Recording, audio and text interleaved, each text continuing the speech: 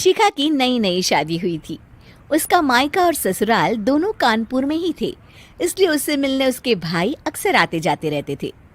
ये बात शिखा की सास मीना को बिल्कुल पसंद नहीं थी।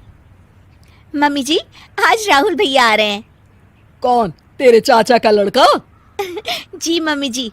अरे पर वो तो दिल्ली में रहता है ना।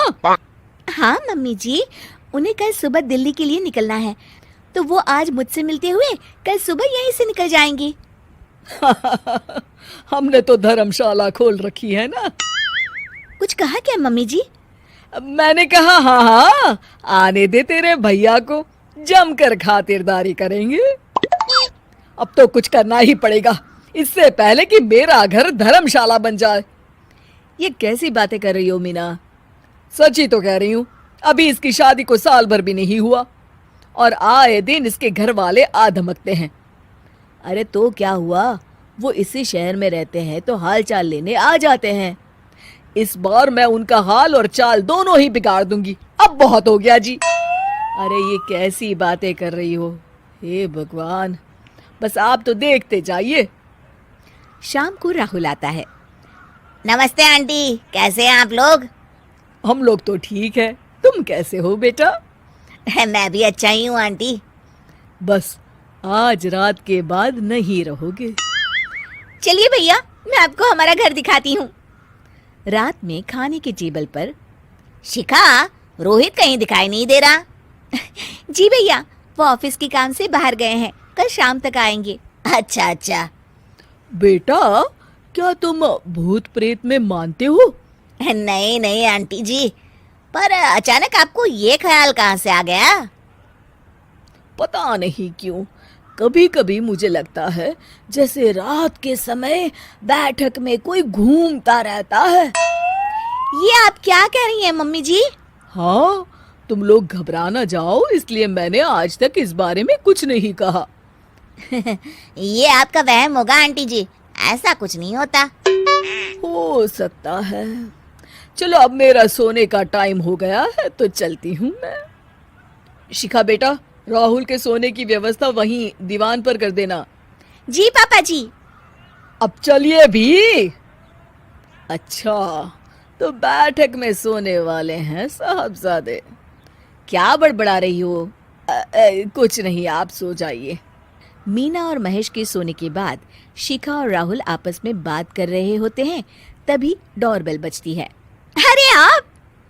सरप्राइज! काम जल्दी खत्म हो गया तो मैं आज ही चला आया। ये तो बहुत अच्छा किया। देखिए राहुल भैया भी आए हुए हैं, आप दोनों का मिलना भी हो जाएगा। कैसे हो रोहित? मैं तो ठीक हूँ भैया। शिखा, मैं भी आज यहीं सो जाता हूँ, राहुल भैया से बातचीत भी हो जाएगी। अच्छा अच्छा, ठीक है। मीना आधी रात को उठती है, कंबल मुंह से पैर तक ओढ़ के डंडा लेके बैठक में आती है और देखती है दीवान पर चादर ओढ़े कोई लेटा हुआ है। देखो तो कैसे मजे से सो रहा है बहन के ससुराल में। मीना ताबड़तोड़ 4-5 डंडे मार देती है। अरे मर गया, अरे बचाओ बचाओ, कौन है? मीना जल्दी से अपने कमरे में भाग जाती है। हे भगवान, ये मैंने क्या किया? ये रोहित कहाँ से आ गया? लगता है ये नालायक राहुल मेहमानों वाले कमरे में सो गया होगा। आज तो इसकी खैर नहीं। उधर बैठक में, अरे क्या हुआ रोहित? मैं बाथरूम में था, तुम्हारे चिल्लाने की आवाज सुनी। पता है भैया, मैं सो रहा था, अचानक से कोई आकर मुझे डंडे मारने लगा। ये क्या कह रहे हो? लगता है तुम भी आंटी की तरह भूत प्रेत में मानते हो। नहीं नहीं भैया, सच में कोई आया था। मैं तो जा रहा हूँ मेहमानों वाले कमरे में सोने के लिए। इस समय अपने रूम में जाऊंगा तो शिखा की नींद खराब हो जाएगी। ठीक है भाई, जाओ तुम, जहाँ तुम्हारा भूत डंडा लेके ना आ सके। थोड़ी देर बाद मीना कंबल ओढ़ के डंडा लेकर मेहमानों वाले कमरे में पहुंच जाती है। वो बिस्तर पर सोए रोहित को फिर डंडों से मारने लगती है। अरे मर गया, अरे मर गया। तू भूत प्रेत में नहीं मानता ना? ये ले, अब डंडे खा। हैं? ये तो माँ की आवाज है। रोहित कंबल खींच देता है। बेटा तू! अरे ये क्या कर रही हो माँ?